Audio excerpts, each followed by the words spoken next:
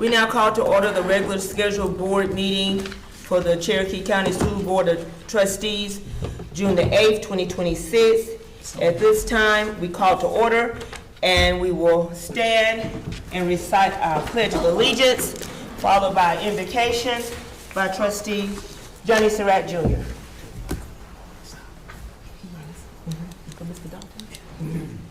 Attention, salute, pledge. I pledge allegiance to the flag of the United States of America and to the republic for which it stands, one nation, under God, indivisible, with liberty and justice for all. Prior to our prayer, we lost a very dear member of our community and our school district this past week, Coach Michael Dalton. Anybody that knew Coach Dalton knew he was not a man to shy away from his opinion. He loved the kids. He loved his community. I got many text messages from him, many calls from him, asking him sometimes, what are y'all thinking? What are y'all doing? But his heart was always in the right place. I never met a man that talked as much junk as Coach Dalton. But he had the great one-liners. I remember one time he got upset. He said, if you want to get over on me, you better get up real early in the morning. Dr. Blent knows him well, and Ms. Gorman worked with him, and he means a lot. I know Dr. Fitzpatrick worked with him. He means a lot to all of us. He's truly going to be missed, so we're definitely going to keep his family and his daughters in our prayers. And so we'll have a moment of silence for Coach Michael Dalton.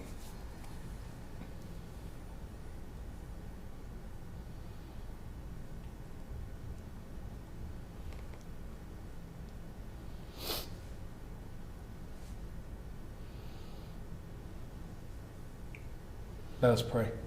Father God, we thank you for all your many blessings. God, we thank you for a safe and successful past school year.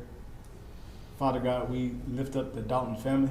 We ask that you wrap your arms around them. God, we know that you left your Holy Spirit here to be a comforter for us. So God, we ask you to give them comfort and give them peace that only we can find in you. God, we thank you for your grace and your mercy. We just thank you for being so kind to us. We'll always praise your name. In your Son, Jesus' name, we pray. Amen. Amen. You may be seated.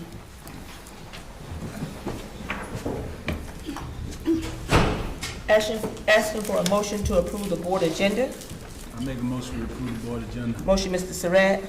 Second. Second, Ms. Gorman. All those in favor? That's unanimous. Next item on the agenda, approval of board minutes for May the 18th, 2026, regular board meeting. I'll make a motion that we approve the board minutes for May 18th, 2026. Motion, Ms. Shackelford. Second. Second, Mr. Cash. All those in favor? That is unanimous. At this time, school board policy BEDH, public participation. We had 3 to sign up tonight for public participation. We'll just call your name in the order that the requests were received. Please be reminded that you have 3 minutes to speak. We just ask that you please keep your comments decent and in order, without any profanity or vulgarity, and I don't think we're going to have that problem here tonight. We ask that you please keep names to a minimum as well. So at this time, our timekeeper, Mr. Surratt, he will let you know when your time is up. So please make sure that you heed to those guidelines that we have set forth. So first, I will call Daniel C. Turner III.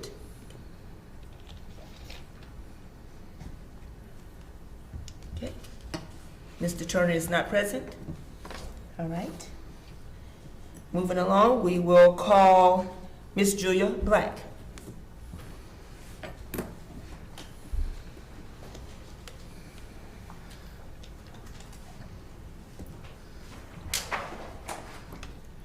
Good evening.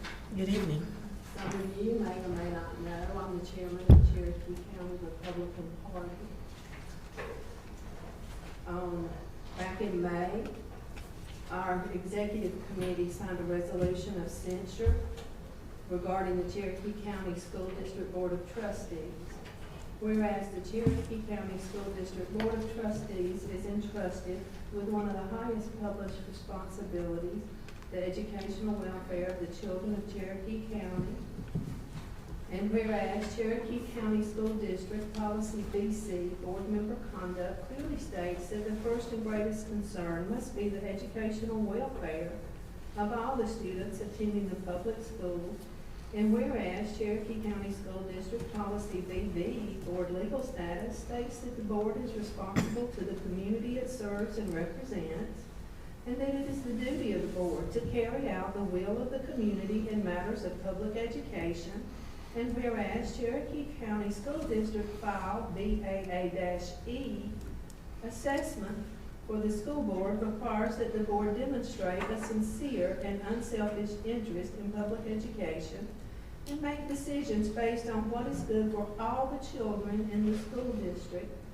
And whereas these policies establish a clear standard that children must come first, community trust must be honored, and decisions must be made for the educational benefit of students rather than for political convenience, institutional protection, or resistance to change.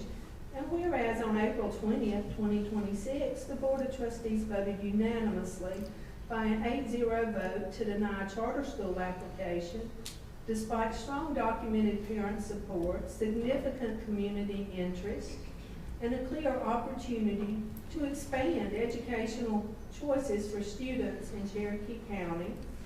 And whereas many citizens believe this action reflects a failure to place children first, a failure to respond to the educational needs of students who would benefit from the expanded academic and performing arts opportunities, and a failure to listen to the will of the community.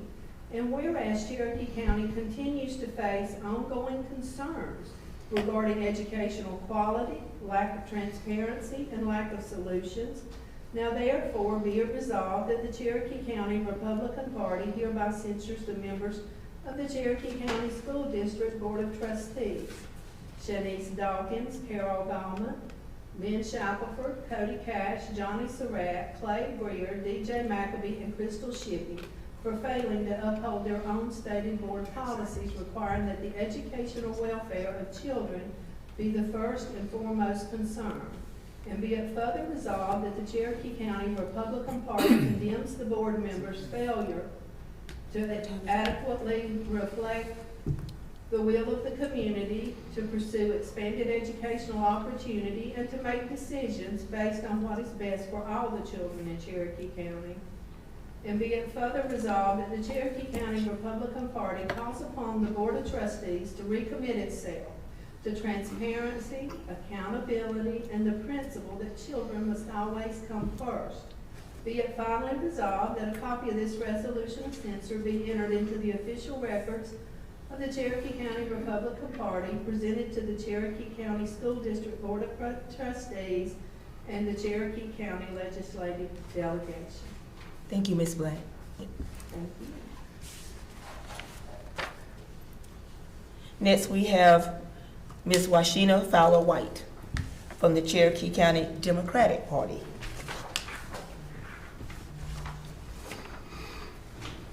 Good evening. Rather than repeat what the chair of the Democratic Republican Party just shared, I will let you know that the Democratic Party issued the exact same censure on the exact same day. In simple terms, this document is a formal statement of disapproval known as a censure, issued by the Cherokee County Democratic Party and Cherokee County Republican Party, working in unison for the good of the children of our community. May I have your attention, please? Cherokee County School District Board of Trustees. This censure is a public reprimand that expresses strong disapproval of the actions and the decisions of you, the elected official. Through this resolution, the party is stating that it believes that the board has failed to properly fulfill its responsibility and is holding its members publicly accountable. This resolution alleges that the board has failed to put the needs of the children first, listen to the concerns of the parents, educators, and community members, expand educational opportunities for students, address issues related to educational quality, accountability, and transparency. The purpose of this censure is to formally communicate these concerns to the public and to encourage greater accountability from our Board of Trustees. Thank you. Thank you, Ms. White. And Mr. Turner is still not present? Thank you so very much. At this time, we will move on to our action items. Item number 6, 6A.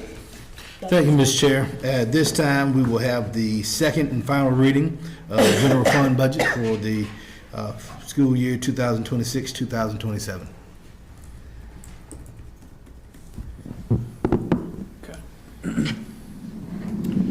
So, not to go over the same information again, so we're going to go over kind of any changes as a result of the first reading, and then the final recommended fund balance to balance the fiscal year 27 budget. So the goal of tonight is to do the final approval of this budget to go into effect July 1, fiscal year 27. Our revenues remain unchanged. We're still awaiting final approval from the NC Senate on some of those state numbers. But there's no change currently to revenue from our first reading. Positions added, we removed the finance director and the community engagement director from this positions added list. The current listing is reflected in that budget total under the salary expenditures. These are the positions that were approved in the first reading back in May. Mr. Pettit, will you read those positions out just for anyone that's listening online? Absolutely. If they don't see it. So 1 FTE for a media assistant at B.D. Lee Elementary. We had 2 drama teachers, 1 at Blacksburg Middle School and 1 at Ewing Middle School. 1 art teacher at Blacksburg Primary, 1 music teacher at Blacksburg Primary. The elementary and the primaries were sharing. Now they will have their own, both schools will have their own for both. 1 4th grade teacher at Draytonville Elementary School. 1 academic interventionist at Luther Vaughn Elementary School. 1 discipline secretary at Gaffney High School. 1 one-on-one teacher visually impaired in Student Services Department. And 1 compliance coordinator in Student Services Department. So it was our desire to make sure that we had a music and art teacher at every elementary school and a drama teacher at each middle school, and that has been accomplished with these positions? Correct. Yes. Thank you. Thank you for making sure that was done. No problem. There were a few different numbers between the last budget and this one. Is that because of the salary differences? Yes, so the Okay. biggest About- changes were the salary number changed downward, actually, Right. significantly. There's 2 factors on that. One, we were actually retroactive additional CERDEP funding for our 4K program here by the state this year and next year. So we were able to move the CERDEP salaries for 4K teachers into that fund outside of general fund, so that freed up close to $500,000. And then we obviously reduced those 2 positions, which took up about $200,000 in salaries. So you'll see that number is reduced from the first reading, the salaries first line. That's the only change on this outside of some of the budgets from prior years showing the actual budgets we have in our software.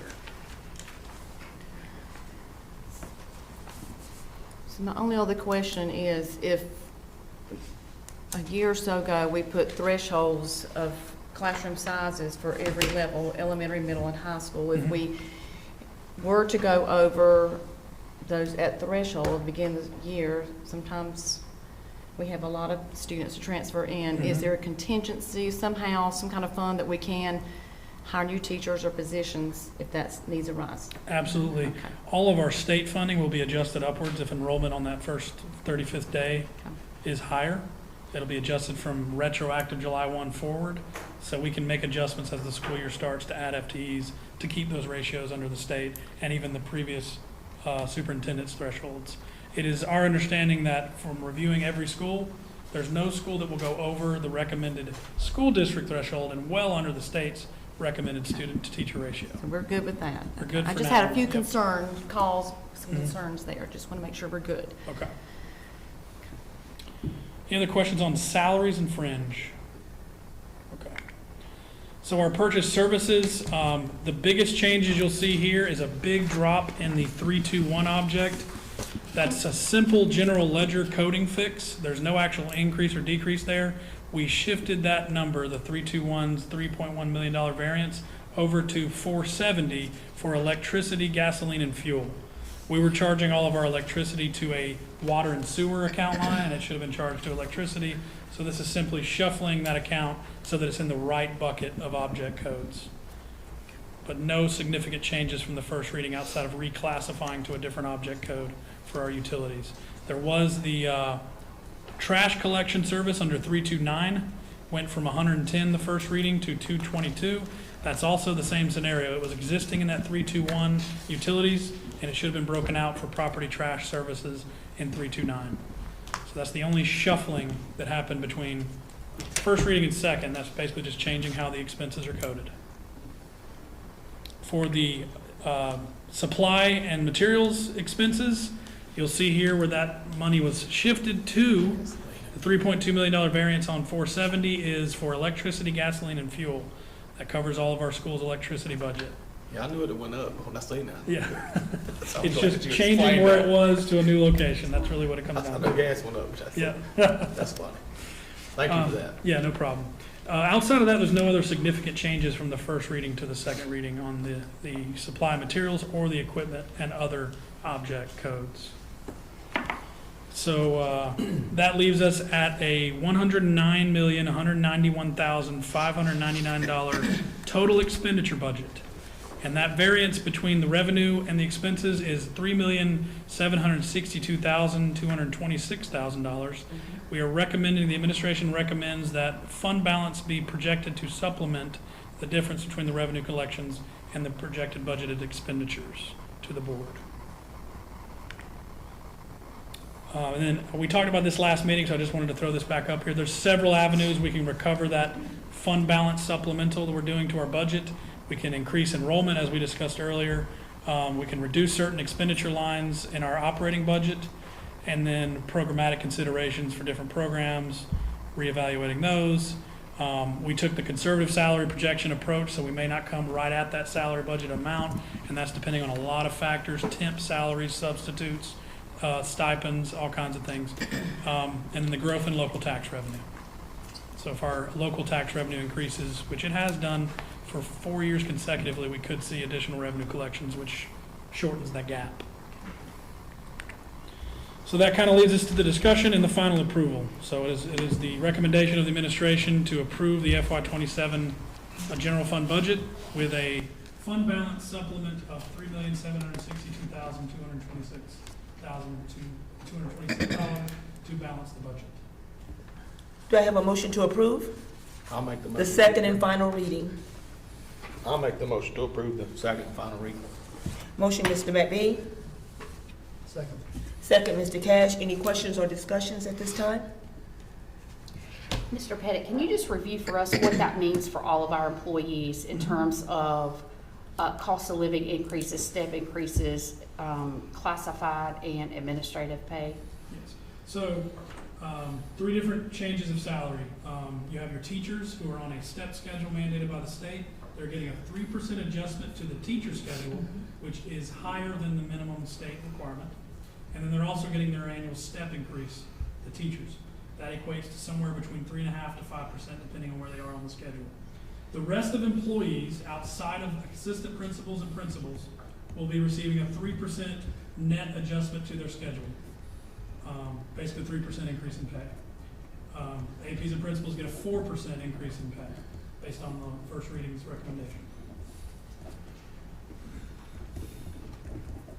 And I think it's important for us to look at every employee in the district received a cost of living raise. And the reason that APs and principals were 4% and all other employees 3% is because that group and category of employee was further behind surrounding counties than the rest of the categories of employees. And so it's important to realize that everyone's getting an increase, and teachers are getting a step and 3%, and 3% across the board. And the only reason that principals and assistant principals are different is because they were the furthest behind. And if I remember correctly, even with union, we're 5% behind We were on the average director pay. We were director pay. Okay, Yeah, okay, which translates to also right, principal. okay. And even more, Spartanburg and, Yes. York. Significantly behind some Yeah. Spartanburg and York. so they need that boost. Mhm. Mr. Pettit, can you remind me what a first-year teacher with the starting salary would be? Yes.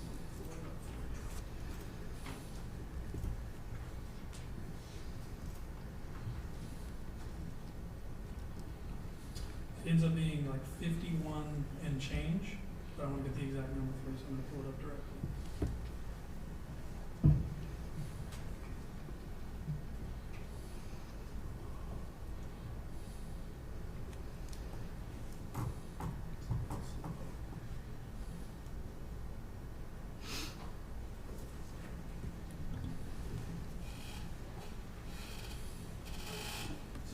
Bear with me here.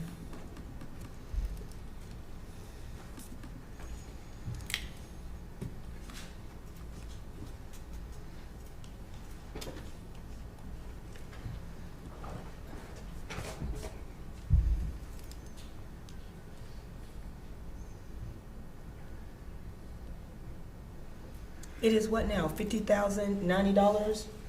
It was 50,090, I believe. It's gone up to now You can calculate that. $51,592.70 will be the bachelor's zero step in our district. You said 592? Yeah, $51,592.70 annual salary for entry level teacher with zero. Ms. Goldman, how close was that to your entry level? I made $16,149 my first year I taught, in It's 1985. like 28,000 per week. So I'm very glad that that's continued to increase. It just means we're getting old. $16,149. That's all that means. Yeah. Jesus, that's a whole news for y'all. Any other questions or discussion? So the motion has been seconded. At this time, we'll call for a vote. All in favor? That is unanimous. The budget is approved. Thank you, Mr. Chair. The next item, action item B, is to approve the board meeting schedule for the 2026-2027 school year. The board meeting schedule is in your packet.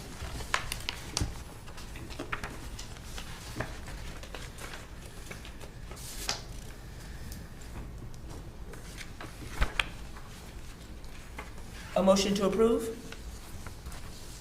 I make a motion, we approve the board meeting schedule for 26-27. Motion, Ms. Gallman. Second, Mr. Surratt.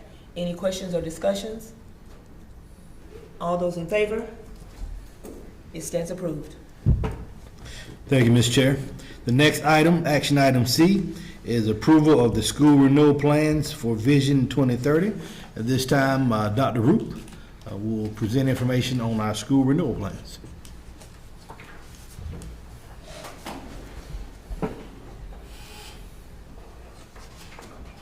Hello. Good evening. So during the October 13th board meeting, we introduced our initial draft of the district strategic renewal plan. This was followed by a November 10th board meeting when the final district document was approved by the board. After submission, the state provides feedback for our district renewal plan. There's a lot of letters, I'm trying real hard not to get tongue tied. The district renewal plan, and that was on March 16th. We made those minor corrections. The schools were then given the directive to align their school renewal plans with the district plan. So in order to do this, they had to create at least two. We recommended 2 to 4, some have more, some have less. Goals that are measurable or SMART goals. And they had to be within the 3 areas that are listed. And that would be student achievement, teacher admin quality, and school climate. Every one of the goals also have to align with one or more of our district-wide priorities, which is Tier 1 instruction, PLCs, or Tier 2 and 3 instruction. If the school is also a CSI, ATSI, or an underperforming school, then they must also address how they will provide their support for that subgroup or the deficiency that basically put them into that status. So along with that, each goal underneath it, they have to have key strategies, action steps. They have to assign responsibility, create timelines, specify the funding source, the PD, the materials, or personnel that are needed to implement each strategy. They have to align their resources with the available school district, Title I funds, or grant funds. And then they also have to describe how the progress is going to be monitored within their plan. So within your packet that you have several pieces of paper that have the school's names on them. Mm-hmm. And so rather than, each one of our plans are between 29 and 132 pages from each school, depending on, of course, Gaffney High School is our biggest one. So instead of giving you each one of those plans, I condensed it down and gave you their main goals for you to look at for each one of them. So you have already approved the district strategic plan. So I recommend that, and I'm here to ask that you approve each one of the school's strategic plans. I read over all those. Who done those as far as at each school? Who prepared those? It's different, and the principal is the person who is in charge of it, and that's who I call and say, I need you to look at goal 5 and tweak that a little bit. But it can be that the principal assigns somebody to help with the different goals, and I've seen where they actually split it and say, I'm gonna get this person to help with this part, school climate. I'm gonna get this person to help with admin and teacher quality, and they split it off. And maybe even assign an instructional specialist to help with the instructional goals. Each one of them looked very good and very well prepared. I was just curious who had done them. They done a good job, seemed to be. Dr. Ruba, I have a question, because these goals you said are monitored. There's a process in place to do that, and so these goals are scheduled to be reached by 2030. That's the vision. Let's say, at the end of next year or at the end of 2028, a school is not hitting where they're wanting to be after year 1 or after year 2. How do you go back and reassess this? And because some of these goals, they're stretched, they're huge. Not saying that it cannot be done. I would never put down on anyone, not saying that it cannot be done, but some of them are stretched really, really far. I just wouldn't want someone, if they're missing, to feel discouraged. So what plan is put in place to kind of monitor that and to go back and reevaluate and assist that teacher or whomever, the principal in getting to where they need to be, or maybe realigning the goals, setting some more attainable ones than some of the ones that they have listed? The state required that the ELA and math goals be high because there is a new part that they've added to the report card. When you go online, you'll see it. There's a new section, and it's talking about how they want for the ELA and math goals to reach 75%. Okay, across the so that's a state thing. Okay. They also have and the way they explained it, and I look at it more for success, if 2 years down the road, and they encourage people to use cohorts, for example, follow the 9th grade cohort all the way through and use a cohort. Mm-hmm. Well, in 5 years, the 9th graders are gone. And so if you achieve your goal, then you can end that goal and create a new goal. The same thing works for if you are not achieving your goal. Every year, they have to revisit these goals. Okay. So they're coming in every summer and they're going to revisit all of this and they have to update it. In their plan itself, it has a blank for them to put each year's progress. Okay. So they go through it, and like it has the progress monitoring component to it, the data meetings and all of that you can put to check that you're moving where you need to be. Okay. So if they don't achieve their goal, they can reevaluate their goal, but in order to do that, they also have to reevaluate their strategies, Right. their steps, and they're gonna have to have that documentation in order to do so. Okay. Is that something that can be shared with the board at the end of each year? Yes, ma'am. Okay, please make sure that that's done. Okay.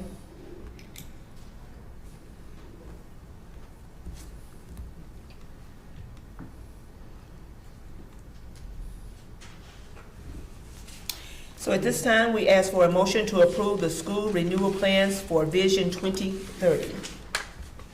I make a motion, we approve the school renewal plans for Vision 2030. Motion, Ms. Gallman. Second. Second, Ms. Shackelford. Any questions or discussion? All those in favor?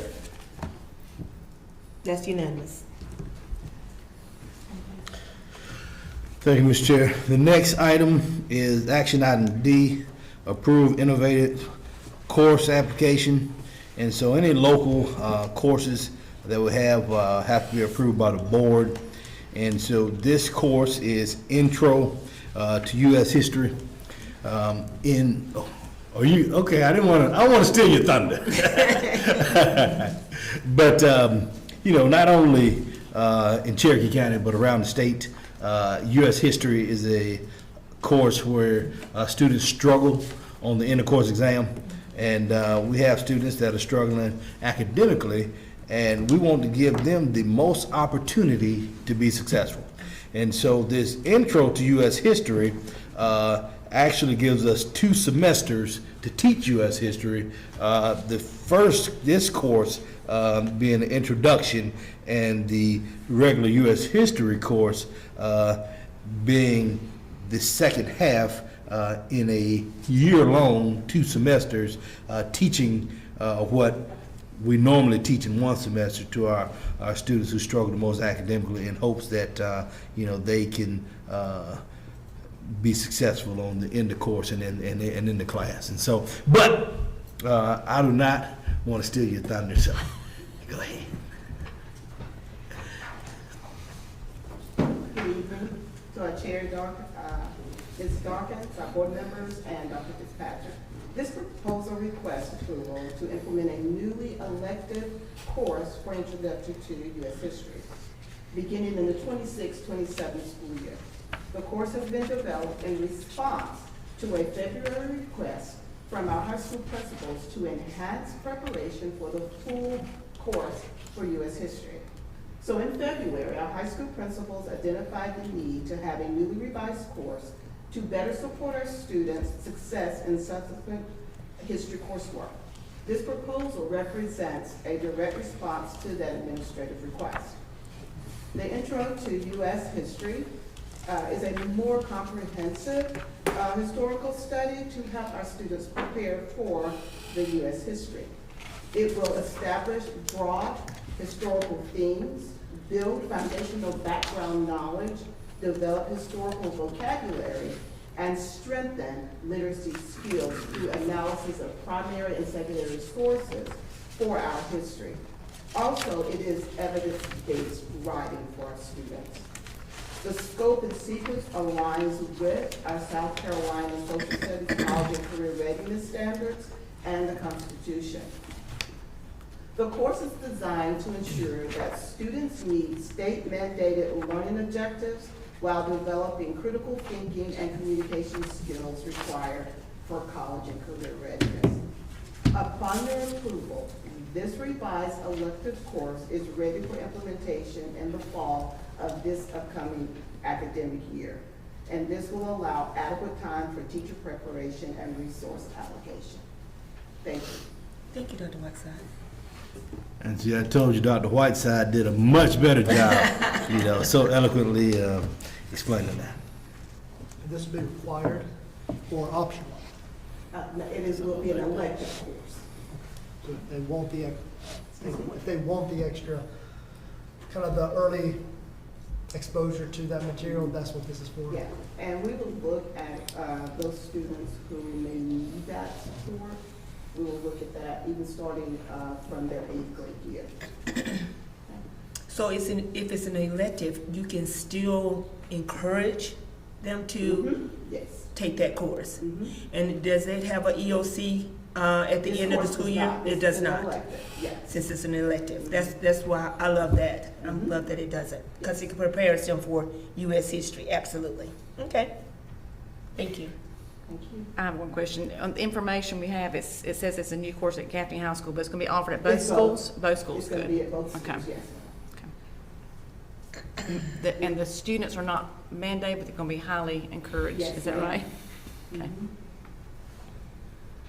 I don't have a question, Dr. Whiteside, just a comment. I would encourage anybody to take any course that Daniel Gregory teaches. He is fantastic, fantastic. We're fortunate to have him. Mr. Gregory helped write the proposal for Okay. this course. Okay. And of course, we have support from those U.S. history teachers throughout the county that they believe that this would be very beneficial to our students. I think it's great. Me too. At this time, we ask for a motion to approve the innovative course application of adding Intro to U.S. History to our syllabus. So move. Ms. Shackelford? Second? Second, Ms. Gallman. Any questions or further discussion? All those in favor? That's unanimous. Thank you. Thank you so much. Superintendent report. Okay, the first item on the superintendent's report is the monthly finance report. Good evening again. Good evening.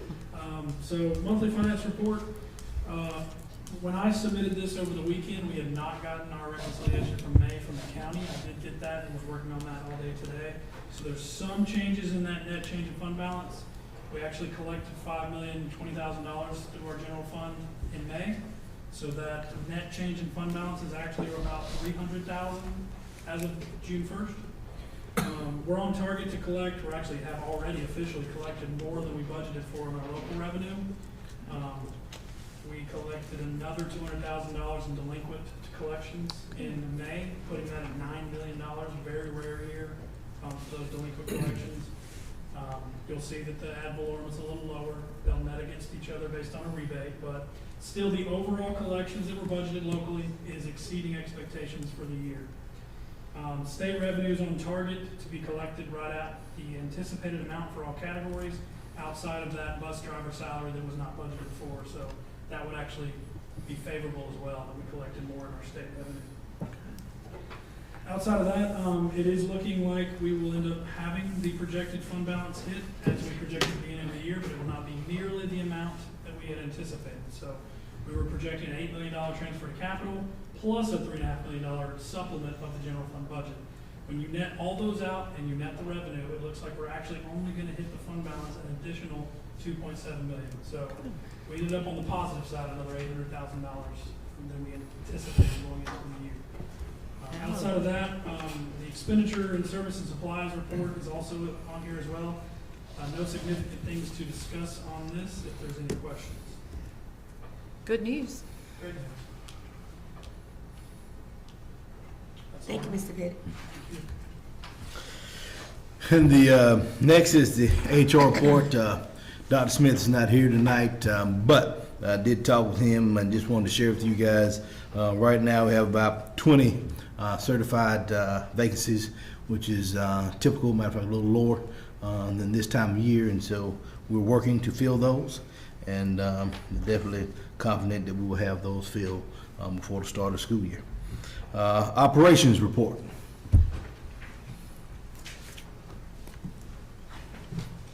Hello, everyone. Just real quick to wrap up capital projects from the 25-26 school year. The last project was the painting at Gaffney High School in the gym. We reserved that area to be painted for 3 weeks. Completed week 1 last week, so they're well on their way with that. But that's the last project for this current school year. Moving forward to capital projects for the 26-27 school year, there were 37 items on the capital projects list. Of those, 54% have already either had a PO issued or the work has already started. 16% of those are awaiting bids, and then there are 11 that are not started as of yet. Part of that is like the refresh at the district office. We felt it was important that all the other work gets done first, save the district office for last. Also, a couple meetings with principals that still need to take place as well about strategic locations for cameras and things like that. Any questions? Thank you, Dr. Blanton. Thank you, Dr. Blanton. Next is student services. Good evening. Good evening. I'm providing you guys with a high-level view of some recap of some numbers from this year of what student services staff has been doing. In our nurses department, they administered over 15,000 medications this year, 5,872 diabetic monitorings, 861 tube feedings, 348 catheterizations, 2,500 mass screenings. We have prescribed 82 students glasses as a result of those screenings. We had 51,000 school nurse clinic visits this year.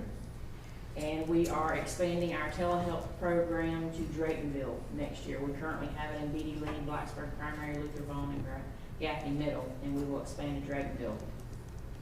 In our mental health services, we have over 600 students who have reported to us as having a mental health disorder, either through themselves, self-reporting, or through their parents. And as a district, we have made 450 mental health referrals to outside agencies. Under attendance, discipline, and truancy, we had an 11.5 decrease in discipline instances this year from last year. We had a 3.3 decrease in truancy referrals for this year. And we had a 25.4 decrease in chronic absenteeism this year. We currently have VASC programs in several of our schools. That's the Behavior Alliance of South Carolina. We started that in Blacksburg Primary School and BD Lee, and we'll be extending that to Draytonville and Northwest Elementary School next year.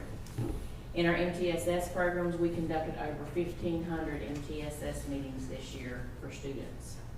Under IDEA, of our 1,056 students identified under IDEA, we brought in 179 students that were evaluated and determined eligible under IDEA, and 303 students were reevaluated for services under IDEA. Been busy in student services. Ooh, yes. Wait a minute, I got a question. How many, office visits was it?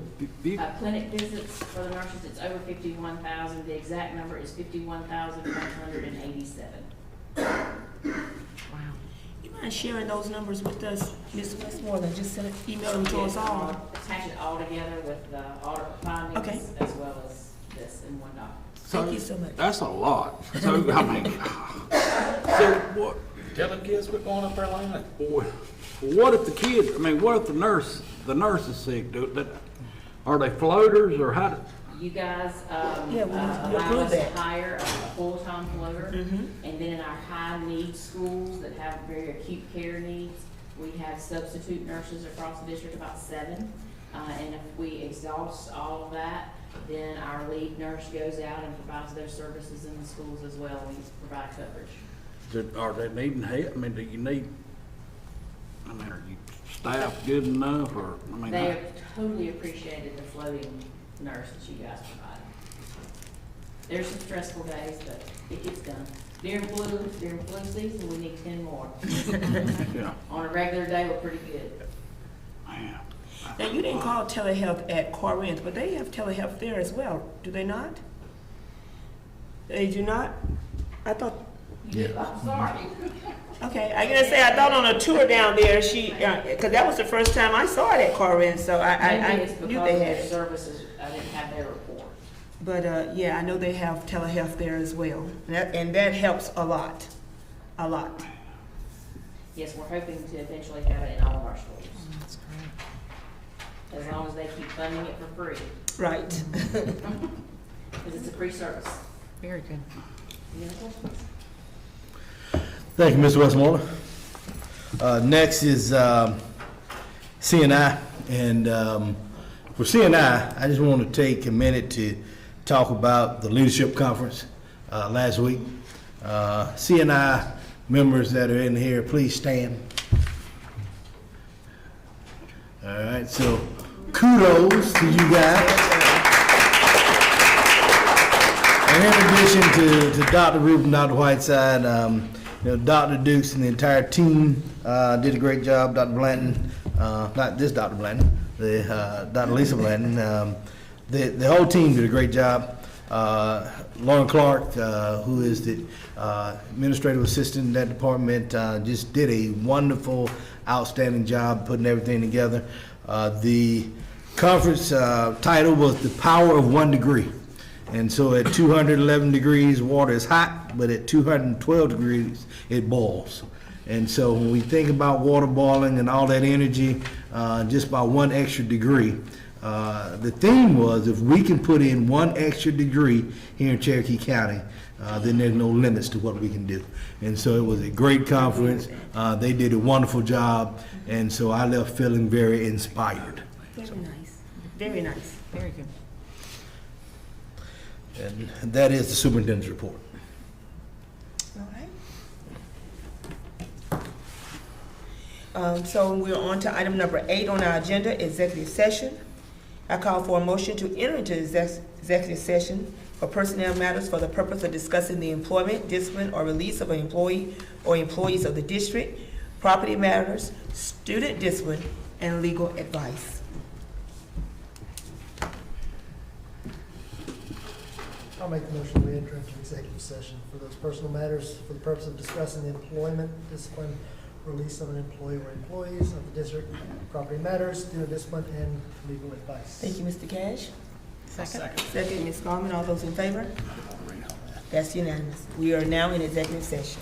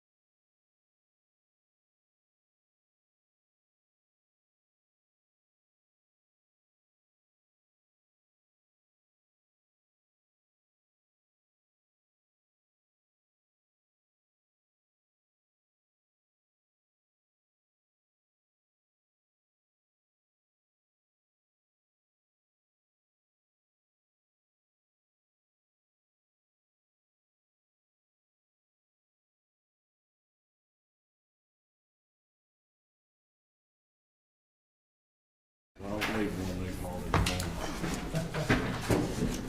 How's it feel? The 16th, It's on the 16th? October I've 16th. been using one Okay. for 99. I asked that 'cause it's my 45th year. Oh, okay. Is it? No, That's nice, that's looking. Are we having a reunion? I'm like, oh my gosh, is it 45? 99. I don't know, I don't forget. You must have graduated when you was two. I seriously considered applying, because my qualifications were perfect, that would have been a good job for me. I looked at it, I said, Calendar. Just wait. I What's texted the Donna new plant in last night and Blacksburg? said, that mineral oh my, take a while to build. forgot me. Be 28, said they'd be done with it. He sent me a calendar, I just got it to you. Starting off regular job, 45 hours an hour. I just flew across the river, son, I just get me a paddle boat going across. I live right on this side. If they paying that clay, I go. I told them I wanted their sewer-free treatment. You want, sir? At this time, I ask for a motion to return to open session. So moved. Motion, Ms. Shackelford. Second. Second, Mr. Surratt.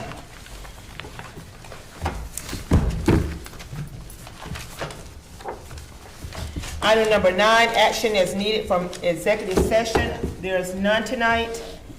Item number 10, personnel recommendations. Can I get a motion to approve?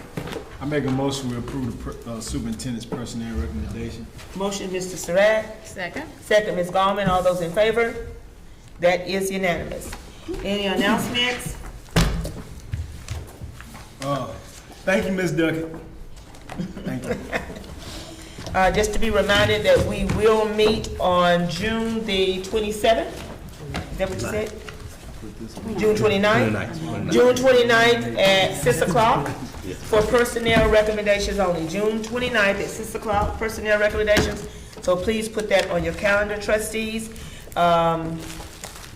So this is not Mr. Cash last meeting, so we get to see him a couple of more times, so that's absolutely wonderful. So any other announcements, anything going on in the district, or anything anyone would like to add at this time?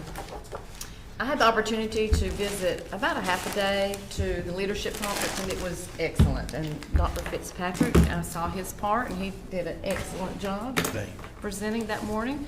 I went Tuesday morning. It was very, very, very, very good. I enjoyed it. I know the teachers have too. I had an opportunity to attend the math conference that Thursday, and just to see the teachers working together to strategize how to use different manipulatives to advance our math programs and the different categories of math. Now that was phenomenal, because math is a major concern for us. So that was why I wanted to intentional to attend that, and just some great things that came out of that conference as well, that Thursday morning and afternoon. So. Anything else? Anything else going around? Also attended the early college. It's middle college now. Middle college family night to get some feedback from the parents at both Gaffney and Blacksburg, and all of them are excited about their children being placed into that program. I think it's going to be a wonderful thing. Transportation and all that has been worked out. There was no concerns. The parents are very, very excited, and this year, those children in middle college has the opportunity to be either valedictorian or salutatorian. So that was a change, and they're excited. That's another excitement in that category. So just some great things going on around the district. So we've closed out another school year, and I think we landed pretty well financially as well as academically. And so looking forward to another school year around the bend. Any other announcements? Well, I will say, since I was at the conference on Wednesday, so we had almost every day covered, I guess, Right. except Monday, we didn't plan that. But it really was terrific. And the comments from the teachers and administrators, it was really well done and organized, and the speakers were great. I was there for the plenary session, the speaker, and then sat in her session. But just really, we've had a great school year. I mean, of course, we've had our ups and downs, but looking ahead, Dr. Fitzpatrick excited about the next school year. Yes. Absolutely. So if any of your board members, if you ever out visited or whatnot, please let us know what you saw, what you've heard, and that now is, during the announcement time, let's brag on our district. They're doing some wonderful things. If nothing else at this time, I ask for a motion to adjourn. So moved. Ms. Shackelford? Second. Second, Ms. Gorman. All those in favor? We stand adjourned.